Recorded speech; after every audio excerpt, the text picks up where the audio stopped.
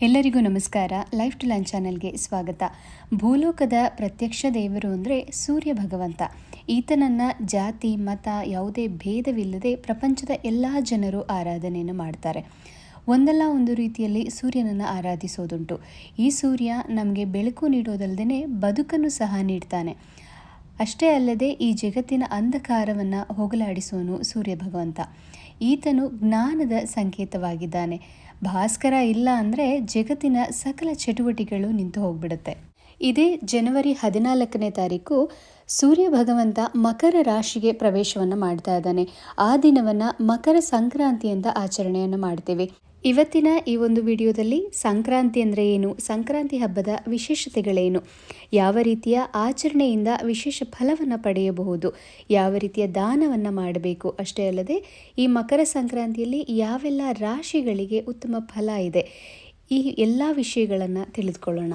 ಮೊದಲನೇದಾಗಿ ಮಕರ ಸಂಕ್ರಾಂತಿ ಅಂತ ಏನಕ್ಕೋಸ್ಕರ ಕರಿತೀವಿ? ನವಗ್ರಹಗಳಿಗೆ ಅಧಿಪತಿ ಸೂರ್ಯ. ಈ ಸೂರ್ಯ ದೇವರನ್ನು ಭಗವಂತನ ಸ್ವರೂಪ ಅನ್ನೋದರಿಂದ ಸೂರ್ಯನಾರಾಯಣ ಅನ್ನುವಂಥ ಹೆಸರಿಂದನೂ ಸಹ ಕರೆಯಲಾಗುತ್ತೆ.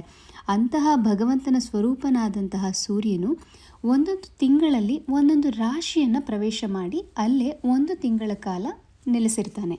ಒಂದು ವರ್ಷದಲ್ಲಿ 12 ಮಾಸಗಳು ಇರೋ ಹಾಗೆ 12 ಸಂಕ್ರಾಂತಿಗಳು ಬರುತ್ತೆ. ಆ 12 ಸಂಕ್ರಾಂತಿಯನ್ನು 2 ಭಾಗವನ್ನಾಗಿ ಮಾಡಲಾಗಿದೆ. ಆ 2 ಭಾಗದಲ್ಲಿ ಒಂದನ್ನು ದಕ್ಷಿಣಾಯನ ಅಂತಲೂ ಇನ್ನೊಂದನ್ನು ಉತ್ತರಾಯಣ ಪುಣ್ಯಕಾಲ ಅಂತಲೂ ಸಹ ಕರೆಯೋದುಂಟು.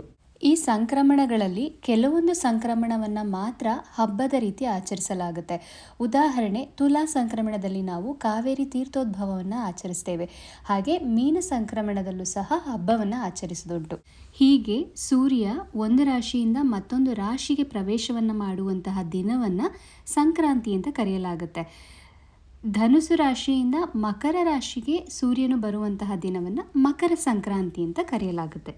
ಈ ಬಾರಿ ಜನವರಿ 14ನೇ ತಾರೀಕು ನಾವು ಮಕರ ಸಂಕ್ರಾಂತಿಯನ್ನು ಆಚರಿಸ್ತಾ ಇದ್ದೇವೆ. ಸೂರ್ಯನ ಪಥ ಉತ್ತರಾಭಿಮುಖವಾಗಿ ಚಲಿಸೋದಕ್ಕೆ ಪ್ರಾರಂಭ ಆಗುತ್ತೆ. ಈ ಸಮಯದಲ್ಲಿ ಹೆಚ್ಚು ಬೆಳಕು ಇರುತ್ತೆ. 6 ತಿಂಗಳ ಕಾಲ ಉತ್ತರಾಯಣದ ಪುಣ್ಯಕಾಲ ಅಂತಾನೆ ಕರೀತಾರೆ.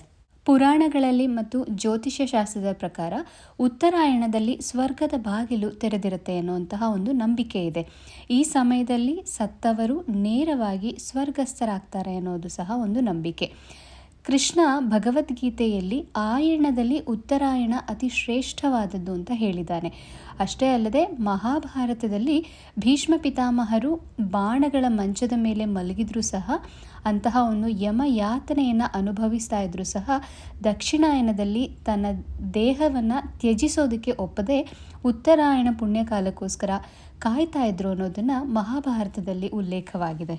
ಈ ಉತ್ತರಾಯಣದ ಪುಣ್ಯಕಾಲದಲ್ಲೇ ಕೃತಯುಗದಲ್ಲಿ ಶಿವ ಮತ್ತು ಪಾರ್ವತಿಯರು ವಿವಾಹವಾಗಿದ್ದು, ಬ್ರಹ್ಮದೇವ ಈ ಜಗತ್ತಿನ ಸೃಷ್ಟಿಯನ್ನು ಪ್ರಾರಂಭಿಸಿದ್ದು, ಇಂದ್ರನಿಗೆ ಗೌತಮರು ಶಾಪ ವಿಮೋಚನೆಯನ್ನು ಮಾಡಿದ್ದು, ನಾರಾಯಣ ವರಹ ಅವತಾರದಿಂದ ಭೂಮಿಯ ಮೇಲೆ ಪಾದ ಸ್ಪರ್ಶವನ್ನು ಮಾಡಿದಂತಹ ಪುಣ್ಯಕಾಲ, ಸಮುದ್ರ ಮಂಥನದಲ್ಲಿ ಮಹಾಲಕ್ಷ್ಮಿ ಅವತರಿಸಿದ್ದು ಕೂಡ ಉತ್ತರಾಯಣದಲ್ಲಿ, ಋಷಿಮುನಿಗಳು ತಮ್ಮ ತಪಸ್ಸಿಗೆ ಆಯ್ಕೆ ಮಾಡಿಕೊಂಡಿದ್ದು ಸಹ ಇದೇ ಉತ್ತರಾಯಣದಲ್ಲಿ. ಈ ಎಲ್ಲ ಕಾರಣಕ್ಕಾಗಿ ಪುರಾಣಗಳ ಕಾಲದಿಂದಲೂ ಸಹ ಜ್ಯೋತಿಷ್ಯ ಶಾಸ್ತ್ರದ ಪ್ರಕಾರ ವಿವಾಹ, ನಾಮಕರಣ, ಗೃಹ ಪ್ರವೇಶಗಳಂತಹ ಶುಭ ಕಾರ್ಯಗಳನ್ನು ಉತ್ತರಾಯಣದಲ್ಲಿ ಮಾಡ್ತಾರೆ. ಶಾಸ್ತ್ರೋಕ್ತವಾಗಿ ಸಂಕ್ರಾಂತಿಯ ಆಚರಣೆ. ಸಂಕ್ರಾಂತಿಯನ್ನು ಆಚರಿಸಬೇಕಾದ್ರೆ ನಾವು ಸಂಕ್ರಾಂತಿಯ ಹಿಂದಿನ ದಿವಸ ಅಂದರೆ ಭೋಗಿ ಹಬ್ಬದ ದಿವಸವೇ ತಲೆಗೆ ಎಣ್ಣೆಯನ್ನು ಇಟ್ಕೊಂಡು ಅಭ್ಯಂಗ ಸ್ನಾನವನ್ನು ಮಾಡಬೇಕು. ಯಾವುದೇ ಕಾರಣಕ್ಕೂ ನಾವು ಮಕರ ಸಂಕ್ರಾಂತಿಯ ದಿವಸ ಮುತ್ತೈದೆಯರು, ಹೆಣ್ಣು ಮಕ್ಕಳು, ಹೆಂಗಸರು ಯಾರೂ ಸಹ ತಲೆಗೆ ಸ್ನಾನವನ್ನು ಮಾಡಬಾರ್ದು. ಸಂಕ್ರಮಣದ ದಿವಸ ತರ್ಪಣವನ್ನು ಬಿಡೋದುಂಟು. ತರ್ಪಣವನ್ನು ಕೊಡೋದ್ರಿಂದ ದೇವರು, ಋಷಿಗಳು, ಗುರುಗಳು, ಪಿತೃಗಳೆಲ್ಲರೂ ಸಹ ಸಂತೃಪ್ತರಾಗಿ ಆಶೀರ್ವಾದವನ್ನು ಮಾಡ್ತಾರಂತೆ. ಇಂತಹ ಒಂದು ಕಾಲದಲ್ಲಿ ತಲೆಗೆ ಸ್ನಾನವನ್ನು ಮಾಡೋದ್ರಿಂದ ಬಡತನ ಮತ್ತು ವಾಸಿಯಾಗದೇ ಇರುವಂತಹ ಕಾಯಿಲೆಯಿಂದ ಬಳಲ್ತಾರೆ ಅಂತ ಶಾಸ್ತ್ರಗಳಲ್ಲಿ ಹೇಳಲಾಗಿದೆ. ಸಾಕಷ್ಟು ಜನರ ಮನೆಯಲ್ಲಿ ಮಕರ ಸಂಕ್ರಾಂತಿಯ ದಿವಸ ಕರಿ, ಎಳ್ಳು ಮತ್ತು ಅರಿಶಿಣ ಇದೆರಡನ್ನು ಕುಟ್ಟಿ ಅದಕ್ಕೆ ಎಣ್ಣೆಯನ್ನು ಸೇರಿಸ್ಬಿಟ್ಟು ಅದನ್ನು ಮೈಗೆ ಹಚ್ಕೊಂಡು ಸ್ನಾನ ಮಾಡುವಂತಹ ಪದ್ಧತಿ ಇರುತ್ತೆ. ಇದು ನಿಮ್ಮ ಮನೆಗಳಲ್ಲಿ ಇದ್ದರೆ ನೀವು ಈ ಪದ್ಧತಿಗಳನ್ನು ಮಾಡಬಹುದು. ಇವತ್ತಿನ ದಿವಸ ಸೂರ್ಯ ಧನುರಾಶಿಯಿಂದ ಮಕರ ರಾಶಿಗೆ ಬರುವಂತಹ ಪುಣ್ಯಕಾಲ. ಆ ಪುಣ್ಯಕಾಲ ಬೆಳಗಿನ ಸಮಯದಲ್ಲಿ ಇರುತ್ತೆ. ಅಂದರೆ ಬೆಳಿಗ್ಗೆ 9 ಗಂಟೆ 3 ನಿಮಿಷದಿಂದ 10 ಗಂಟೆ 58 ನಿಮಿಷದವರೆಗೆ ನಾವು ಮಹಾಪುಣ್ಯಕಾಲ ಅಂತ ಹೇಳ್ತೀವಿ. ಇಂತಹ ಒಂದು ಪ್ರಶಸ್ತವಾದಂತಹ ಸಮಯದಲ್ಲಿ ಅರ್ಘ್ಯವನ್ನು ಬಿಡೋದು, ಪೂಜೆ ಮಾಡೋದು, ದಾನಗಳನ್ನು ಮಾಡೋದಕ್ಕೆ ಅತ್ಯಂತ ಪ್ರಶಸ್ತವಾದಂತಹ ಸಮಯ ಆಗಿರುತ್ತೆ. ಬೆಳಿಗ್ಗೆನೇ ನಮಗೆ ಎಲ್ಲ ಪೂಜೆಯನ್ನು ಮಾಡೋದಕ್ಕೆ ಆಗಲ್ಲ ಅನ್ನೋವಂಥವ್ರು ಬೆಳಗ್ಗೆ 9 ಗಂಟೆ 3 ನಿಮಿಷದಿಂದ ಸಾಯಂಕಾಲ 6 ಗಂಟೆ 12 ನಿಮಿಷದ ಒಳಗಡೆ ನಿಮ್ಮ ಅನುಕೂಲಕ್ಕೆ ತಕ್ಕ ಹಾಗೆ ನೀವು ಮಾಡ್ಕೊಳ್ಬೋದು. ಧನುರ್ಮಾಸದಲ್ಲಿ ನಾವು 1 ತಿಂಗಳ ಕಾಲ ಹೇಗೆ ಪೊಂಗಲ್ ಮತ್ತು ಸಕ್ಕರೆ ಪೊಂಗಲ್ ಅದನ್ನೆಲ್ಲ ಮಾಡಿ ದೇವರಿಗೆ ನೈವೇದ್ಯವನ್ನು ಮಾಡ್ತಾ ಇದ್ವಿ, ಅದೇ ರೀತಿ ಸಂಕ್ರಾಂತಿಯ ದಿವಸವೂ ಸಹ ನಾವು ಪೊಂಗಲ್, ಸಕ್ಕರೆ ಪೊಂಗಲನ್ನು ನೈವೇದ್ಯವನ್ನಾಗಿ ಅರ್ಪಿಸಬೇಕಾಗತ್ತೆ. ಸೂರ್ಯನಿಗೆ ಗೋಧಿ ಪಾಯಸ ಅತ್ಯಂತ ಶ್ರೇಷ್ಠವಾದದ್ದು. ಆದ್ದರಿಂದ ಸಾಕಷ್ಟು ಜನರ ಮನೆಯಲ್ಲಿ ಸಂಕ್ರಾಂತಿ ದಿವಸ ಸೂರ್ಯನಿಗೆ ಅರ್ಘ್ಯವನ್ನು ಬಿಟ್ಟು ನಂತರ ಗೋಧಿ ಪಾಯಸವನ್ನು ನೈವೇದ್ಯ ಮಾಡೋದುಂಟು. ಉತ್ತರಾಯಣ ಪರ್ವಕಾಲದಲ್ಲಿ ಎಳ್ಳಿಗೆ ಹೆಚ್ಚಿನ ಪ್ರಾಮುಖ್ಯತೆಯನ್ನು ಕೊಡಲಾಗಿದೆ. ಎಳ್ಳನ್ನು ತಿಲ ಅಂತಲೂ ಸಹ ಕರೀತಾರೆ. ಈ ಕಾಲದಲ್ಲಿ 6 ತಿಲ ಕರ್ಮಗಳನ್ನು ಮಾಡಬೇಕಾಗತ್ತೆ. ಮೊದಲನೇದಾಗಿ ತಿಲ ಸ್ನಾನ. ಆಗಲೇ ಹೇಳಿದ ಹಾಗೆ ಮೈಗೆ ಎಳ್ಳನ್ನು ಅಥವಾ ಎಣ್ಣೆಯನ್ನು ಹಚ್ಕೊಂಡು ಸ್ನಾನವನ್ನು ಮಾಡೋದು. ತಿಲ ದೀಪ. ಎಳ್ಳೆಣ್ಣೆಯಿಂದ ಭಗವಂತನಿಗೆ ದೀಪವನ್ನು ಬೆಳಗಬೇಕು. ತಿಲ ತರ್ಪಣ. ಸಂಕ್ರಮಣದ ದಿವಸ ತರ್ಪಣವನ್ನು ಬಿಡೋದ್ರಿಂದ ಪಿತೃಗಳು ಸಂತುಷ್ಟರಾಗಿ ಆಶೀರ್ವದಿಸ್ತಾರೆ ಅಂತ ಹೇಳ್ತಾರೆ. ಮಕರ ಸಂಕ್ರಾಂತಿಯ ದಿವಸ ಎಳ್ಳನ್ನು ದಾನ ಮಾಡೋದು ಸಹ ತುಂಬ ಶ್ರೇಷ್ಠವಾದದ್ದು. ಜೊತೆಗೆ ಎಳ್ಳನ್ನು ತಿನ್ನೋದು ಅಂದರೆ ತಿಲ ಭಕ್ಷಣ. ಇವೆಲ್ಲದರ ಜೊತೆಗೆ ತಿಲ ಹೋಮ. ಸಾಕಷ್ಟು ದೇವಸ್ಥಾನಗಳಲ್ಲಿ ಇವತ್ತಿನ ದಿವಸ ತಿಲ ಹೋಮವನ್ನು ಅಂದರೆ ಎಳ್ಳೆಣ್ಣೆಯನ್ನು ಉಪಯೋಗಿಸಿ ಹೋಮವನ್ನು ಮಾಡಲಾಗುತ್ತೆ. ಯಾರು ಈ 6 ಕರ್ಮಗಳನ್ನು ಯಥಾನುಕೂಲವಾಗಿ ಯಥಾಶಕ್ತಿಯಾಗಿ ಮಾಡ್ತಾರೋ ಅಂತಹವರಿಗೆ 7 ಜನ್ಮದ ಪಾಪಗಳು ಕಳೆದು ಉತ್ತಮ ಜೀವನ ಲಭ್ಯವಾಗುತ್ತೆ. ಸಂಕ್ರಾಂತಿ ಹಬ್ಬದ ದಿವಸ ಎಳ್ಳನ್ನು ದಾನ ಮಾಡಬೇಕು ಅನ್ನುವಂತಹ ಒಂದು ನಿಯಮ ಇದೆ. ಎಳ್ಳು ಶನಿ ಗ್ರಹವನ್ನು ಪ್ರತಿನಿಧಿಸುತ್ತೆ. ಹಾಗೆಯೇ ಶನಿಗೆ ಸಂಬಂಧಿಸಿದಂತಹ ಧಾನ್ಯವಾಗಿರೋದು. ಶನಿಗ್ರಹ ಅಂದ ತಕ್ಷಣ ಎಲ್ಲರಿಗೂ ಸಹ ಏನೋ ಒಂದು ರೀತಿಯ ಭಯ. ಎಳ್ಳನ್ನು ನಾವು ದಾನ ಮಾಡೋದಕ್ಕೆ ಹೋದಾಗ ಸಾಮಾನ್ಯವಾಗಿ ಅದನ್ನು ಯಾರೂ ತಗೊಳ್ಳೋದಕ್ಕೆ ಇಷ್ಟಪಡೋದಿಲ್ಲ.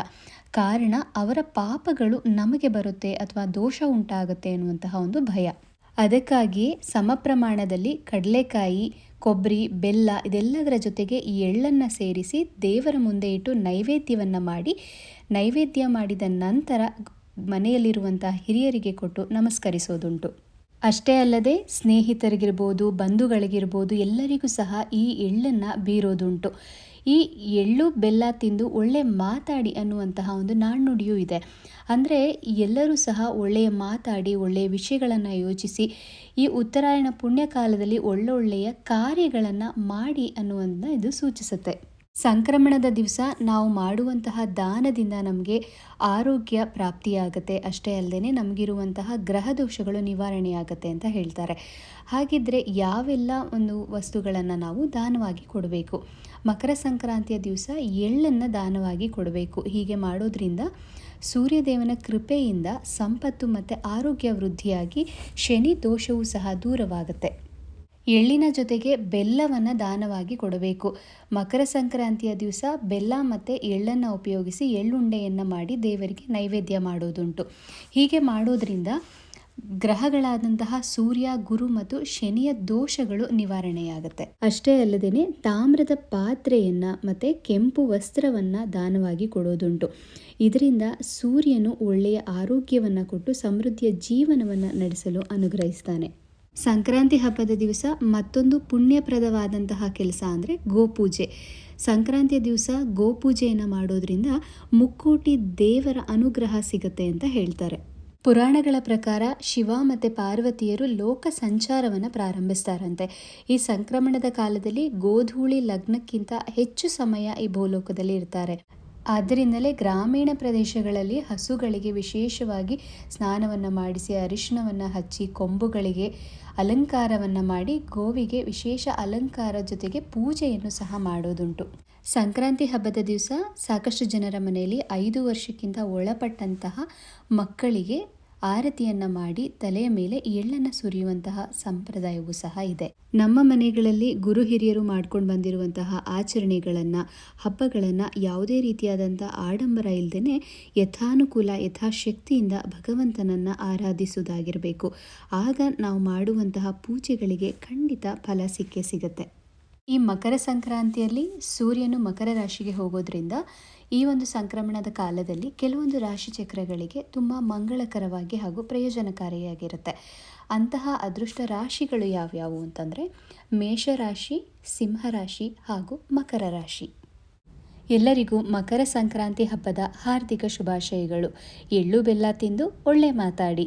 ಭಗವಂತ ಎಲ್ಲರಿಗೂ ಒಳ್ಳೆ ಆಯಸ್ಸು ಆರೋಗ್ಯವನ್ನು ಕೊಟ್ಟು ಶುಭವನ್ನು ಉಂಟು ಮಾಡಲಿ. ಇವತ್ತಿನ ಈ ಒಂದು ವಿಡಿಯೋ ನಿಮ್ಮೆಲ್ಲರಿಗೂ ಇಷ್ಟವಾಗಿದೆ ಅಂತ ಭಾವಿಸ್ತೀನಿ.